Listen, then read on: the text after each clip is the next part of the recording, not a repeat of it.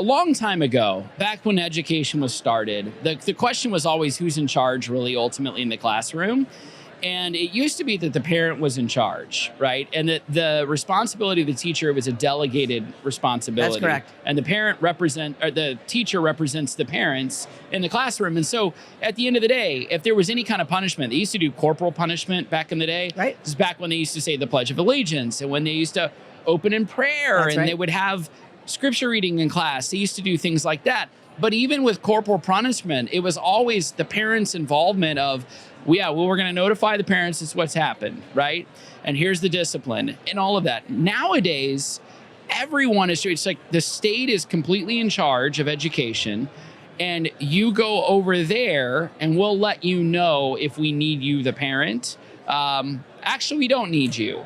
And I will say this, pediatric medicine can be just as tyrannical in the way pediatrics deals with children and children's health. We need to change the narrative, because the narrative that was put out is parents who get involved are domestic terrorists, right? So we need to flip that and say, we need parents.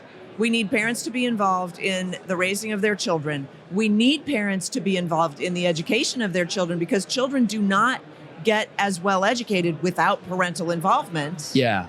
And so we need to make parenting great again. Yes. We need Donald Trump to be a parent in chief and come out, and we need an executive order to recognize that this happened and this will no longer happen. Absolutely. And so that has to be a cultural shift that I think that the White House is perfectly situated to lead on. It doesn't require any new regulations or legislation or anything like that. It's just a recognition that parents are important, and we need to bring back the family in our culture, because we're losing the family. That is the bedrock of our culture. 100%, absolutely true. You go back to Noah Webster, he talked about the importance of education for a well-informed citizenry. That's the only way you defend the Constitution. You talk about Edmund Burke, who basically... when they talked education, they were talking Bible. Right.